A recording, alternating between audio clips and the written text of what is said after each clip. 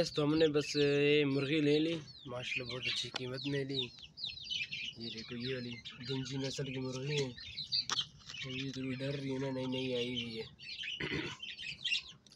और साथ में फिर हम वहाँ से मेरे दोस्त ने 4 कबूतर ली, जिसे आपने वीडियो के एंड में देखा। और ये कबूतर मुझे बहुत आसान पड़ा, ये मैंने लिया इस मादी के लिए। वैसे जो आप कबूतर देख रहे हो, मैंने लाल केस से एक आदमी आ रहा था, उससे मैंने ले लिया। तो ठीक है गाइस, फिर इंशाल्लाह मिलेगी अगली वीडियो में। अभी के लिए अल्लाह हाफिज़।